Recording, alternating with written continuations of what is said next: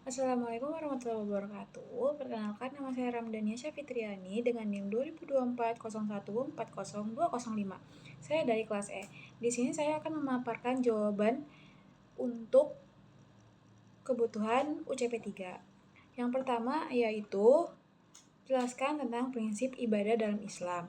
Yang dimana jawabannya adalah ibadah dalam Islam berarti mendekatkan diri kepada Allah dengan melaksanakan perintahnya dan menjauhi larangannya. Secara bahasa, ibadah berarti taat, tunduk, merendahkan diri, dan menghambakan diri kepada Allah. Prinsip utama ibadah dalam Islam mencakup 8 bagian, yaitu yang pertama ada tauhid, yang dimana tauhid ini termasuk prinsip terpenting keyakinan bahwa hanya Allah yang berhak disembah. Segala bentuk ibadah harus ditunjukkan hanya kepada Allah tanpa perantara atau sekutu. Yang kedua ada ikhlas, yaitu setiap ibadah harus dilakukan dengan niat yang tulus semata-mata untuk Allah, bukan untuk tujuan duniawi atau pamer. Keikhlasan ini merupakan syarat utama diterimanya amal ibadah. Yang ketiga ada taat dan mengikuti syariat, yaitu ibadah harus dilakukan sesuai dengan tuntunan Al-Quran dan Sunnah Rasulullah SAW. Dalam ibadah mahda atau khusus atau ritual, tata cara dan syaratnya sudah ditetapkan dan tidak boleh diubah. Amal yang tidak sesuai dengan tuntunan Nabi akan tertolak. Yang keempat ada takwa atau ketaatan, yang dimana hal ini mencakup atas ibadah harus didasari rasa takwa, yakni ketaatan penuh kepada Allah dan kesadaran menjalani hidup sesuai petunjuknya. Yang kelima ada ihsan atau kesempurnaan, yaitu melaksanakan ibadah dengan sebaik-baiknya, penuh kesadaran seolah-olah melihat Allah atau yakin bahwa Allah selalu melihat kita. Yang keenam ada tawakal atau berserah diri, yaitu setelah berusaha maksimal dalam beribadah, hasilnya harus diserahkan sepenuhnya kepada Allah. Yang ketujuh yaitu keseimbangan rohani dan jasmani, yang dimana ibadah tidak hanya ritual, tetapi juga mencakup aspek kehidupan sehari-hari, seperti bekerja, berinteraksi sosial, dan menjaga etika. Dan yang terakhir yaitu kemudahan dan tidak memberatkan, yang dimana Allah menghendaki kemudahan dalam beribadah, bukan kesulitan, sebagaimana ditegaskan dalam Quran Surah Al-Baqarah ayat 185. Soal nomor 2 yaitu jelaskan hukum meninggalkan sholat menurut para ulama 4 mazhab. Jawabannya yaitu yang pertama ada mazhab Hanafi, yang dimana hukum meninggalkan sholat menurut mazhab Hanafi yaitu orang yang meninggalkan sholat dengan sengaja selama masih meyakini kewajibannya tidak dihukumi kafir, tetapi dianggap fasik atau pelaku dosa besar. Hukumannya adalah dipenjara sampai ia mau kembali melaksanakan sholat. Jika tetap tidak mau sholat, maka ia akan dipenjara seumur hidup hingga bertobat dan kembali menunaikan sholat. Yang kedua ada mazhab Maliki, yang dimana jika seseorang meninggalkan sholat karena mengingkari kewajibannya, maka ia dihukumi kafir dan murtad dari Islam. Jika meninggalkan sholat karena malas tetapi masih meyakini kewajibannya, ia tidak dihukumi kafir, namun tetap melakukan dosa besar. Hukumannya yaitu orang tersebut ditangkap oleh pemerintah, diminta bertaubat selama 3 hari. Jika tetap tidak mau sholat, maka ia dihukum mati. Tetapi matinya dalam keadaan sebagai muslim, bukan kafir. Yang ketiga ada mazhab Syafi'i, yaitu orang yang meninggalkan sholat karena mengingkari kewajibannya dihukumi kafir dan murtad dari Islam. Jika meninggalkan sholat karena malas tetapi masih mengakui kewajibannya, ia tidak dihukumi kafir, melainkan fasik dan berdosa besar. Hukumannya adalah pemerintah wajib menangkap dan memintanya bertaubat selama 3 hari. Jika tidak mau bertaubat dan tetap meninggalkan sholat, maka ia dihukum mati, namun tetap dianggap muslim. Dan yang keempat yaitu mazhab Hanbali. Mazhab Hanbali memiliki pandangan paling tegas. Siapa saja yang meninggalkan sholat, baik karena mengingkari kewajibannya atau karena malas, dihukumi kafir dan murtad dari Islam. Hukumannya adalah pemerintah wajib menangkap, meminta bertaubat, dan jika tetap tidak mau sholat, maka ia dihukum mati sebagai orang murtad atau keluar dari Islam. Seluruh konsekuensi hukum bagi orang murtad berlaku padanya, seperti tidak sahnya pernikahan dan warisan, serta tidak disolatkan jika meninggal.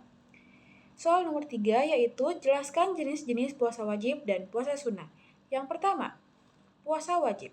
Puasa wajib adalah puasa yang harus dikerjakan oleh setiap muslim yang memenuhi syarat tertentu. Jika ditinggalkan tanpa alasan yang dibenarkan, berdosa dan wajib menggantinya. Jenis-jenis puasa wajib dalam Islam yaitu ada puasa Ramadan, puasa qada, puasa nazar, serta puasa kafarat atau kifarat. Puasa Ramadan yaitu puasa yang diwajibkan untuk dilaksanakan selama bulan Ramadan oleh setiap muslim yang sudah balik, berakal, sehat, dan tidak sedang dalam keadaan yang membolehkan tidak berpuasa seperti haid atau nifas. Puasa Ramadan merupakan salah satu rukun Islam yang utama. Yang kedua ada puasa qada. Puasa ini dilakukan untuk mengganti puasa Ramadan yang tertinggal karena uzur syar'i seperti sakit, haid, nifas, atau berpergian jauh. Jumlah hari yang dikodok sesuai dengan hari puasa yang ditinggalkan. Yang ketiga ada puasa nazar, yaitu nazar adalah janji yang diucapkan untuk melakukan puasa jika suatu keinginan tercapai atau sebagai bentuk syukur. Jika seseorang telah bernazar, maka wajib baginya untuk menunaikan puasa sesuai dengan nazarnya. Yang keempat yaitu puasa kafarat atau kifarat, yaitu puasa ini adalah puasa denda sebagai penebusan atas pelanggaran tertentu, seperti membatalkan puasa Ramadan dengan sengaja, melanggar sumpah, atau melakukan zihar. Besaran dan tata caranya disesuaikan dengan pelanggaran yang dilakukan. Yang kedua ada puasa sunnah. Puasa sunnah adalah puasa yang dianjurkan atau tidak wajib, dan jika dikerjakan mendapat pahala, namun jika ditinggalkan tidak berdosa. Jenis-jenis dari puasa sunnah yaitu yang pertama ada puasa Senin Kamis yang dilakukan setiap hari Senin dan Kamis. Rasulullah SAW mencontohkan puasa pada hari ini sebagai bentuk syukur dan memperbanyak amal ibadah. Yang kedua ada puasa Daud yang dilakukan dengan pola sehari berpuasa, sehari tidak secara bergantian. Ini adalah puasa yang paling dicintai Allah Subhanahu wa taala sebagai dicontohkan oleh Nabi Daud. Yang ketiga ada puasa Ayyamul Bid yang dilaksanakan pada tanggal 13, 14, dan 15 di setiap bulan Hijriah. Dikenal juga sebagai puasa hari-hari putih. Yang keempat ada puasa 6 hari di bulan Syawal yang dimana dikerjakan selama 6 hari di bulan Syawal setelah Idul Fitri. Keutamaannya seperti berpuasa setahun penuh. Yang kelima ada puasa Arafah, yaitu dilaksanakannya pada tanggal 9 Zulhijjah, sehari sebelum Idul Adha. Sangat dianjurkan bagi yang tidak melaksanakan haji karena dapat menghapus dosa selama 2 tahun. Soal nomor 4, yaitu jelaskan definisi dan perbedaan zakat fitrah, zakat mal, infak, sedekah, dan wakaf. Zakat fitrah. Zakat fitrah adalah zakat yang diwajibkan atas setiap jiwa muslim, baik laki-laki maupun perempuan yang dilakukan pada bulan Ramadan. Zakat ini bertujuan untuk membersihkan jiwa dan sebagai bentuk kepedulian sosial menjelang Hari Raya Idul Fitri. Besaran zakat fitrah umumnya berupa makanan pokok seperti beras seberat 2,5 kg atau 3, liter per jiwa, atau dapat diganti dengan uang setara harga makanan pokok tersebut. Zakat mal. Zakat mal adalah zakat yang dikenakan atas segala jenis harta yang dimiliki oleh seorang muslim, seperti uang, emas, surat berharga, hasil pertanian, peternakan, perdagangan, dan lain-lain, yang telah mencapai nisab atau batas minimum, dan haul atau dimiliki selama 1 tahun. Zakat mal tidak terbatas pada waktu tertentu seperti zakat fitrah dan wajib dikeluarkan jika harta memenuhi syarat tertentu seperti kepemilikan penuh, halal, berkembang, dan melebihi kebutuhan pokok. Infak adalah pengeluaran harta oleh seseorang atau badan usaha di luar zakat untuk kemaslahatan umum. Infak tidak memiliki batasan jumlah, waktu, maupun penerima tertentu dan biasanya diberikan untuk tujuan kebaikan di jalan Allah. Infak selalu berupa materi atau harta benda dan dapat dilakukan kapan saja, baik dalam keadaan lapang maupun sempit. Sedekah adalah pemberian sukarela kepada orang lain, baik berupa harta maupun non-harta, misal jasa, tenaga, bahkan senyuman. Sedekah tidak dibatasi oleh jumlah, waktu, maupun penerima, dan hukumnya sunnah atau dianjurkan. Sedekah merupakan wujud keimanan dan keikhlasan seseorang dalam membantu sesama. Wakaf adalah menahan suatu benda yang menurut hukum tetap menjadi milik wakif atau pemberi wakaf. Namun, manfaatnya digunakan untuk kepentingan umum atau kebajikan sesuai dengan syariat Islam. Contoh wakaf adalah tanah atau bangunan yang hasil atau manfaatnya digunakan untuk masjid, sekolah, rumah sakit, dan sebagainya.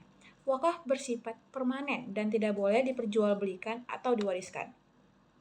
Soal nomor 5, yaitu jelaskan tata cara perhitungan zakat mal, zakat perdagangan, dan zakat pertanian. Yang pertama ada zakat mal. Cara perhitungan zakat mal yaitu kita harus mengidentifikasi harta yang wajib dizakatkan. Identifikasi jenis harta yang wajib dizakatkan meliputi uang tunai, tabungan, investasi, emas, perak, saham, dan aset lainnya. Pastikan untuk mencatat seluruh aset yang dimiliki. Lalu, kita harus menentukan nisab nih. Kita harus menentukan nisab. Nisab adalah batas minimum harta yang harus dimiliki agar wajib membayar zakat mal. Nisab zakat mal setara dengan 85 gram emas. Lalu kita menghitung nilai harta bersih Kita menghitung nilai harta bersih. Hitung total nilai harta setelah dikurangi utang atau kewajiban finansial lainnya. Lalu kita menentukan persentase zakat. Zakat mal dikenakan sebesar 2,5% dari nilai harta bersih.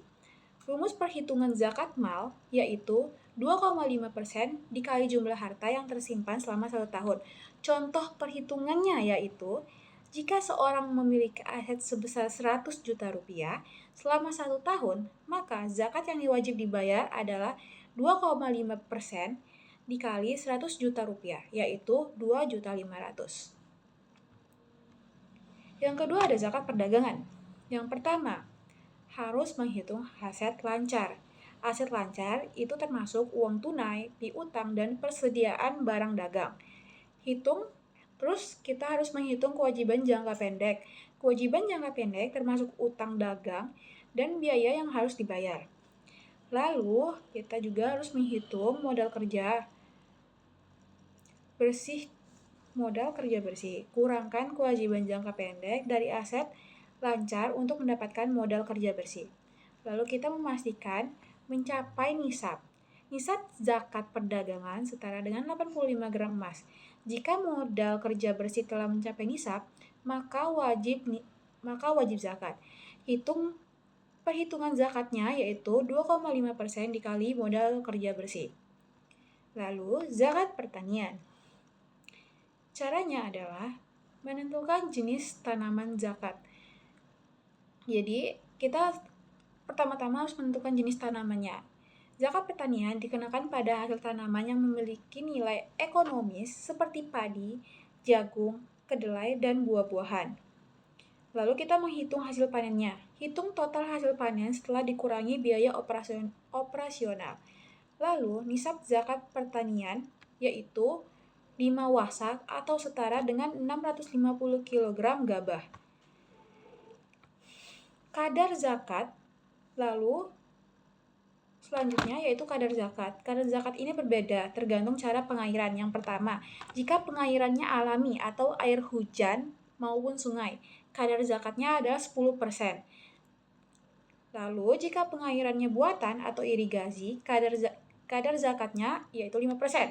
Dan rumus perhitungan zakat pertanian yaitu yang pertama, zakatnya 10%, maka dikali total hasil panen jika pengairan alami. Yang kedua, jika pengairan buatan, 5% dikali total hasil panen. Contohnya, jika hasil panen padi adalah 10 ton atau 10.000 kg dan pengairan alami, maka zakatnya yang harus dibayar yaitu 10% dikali 10.000 kg, yang dimana kita harus membayar sebesar 1.000 kg. Sekian UCP 3 saya pada hari ini. Wassalamualaikum warahmatullahi wabarakatuh. Terima kasih.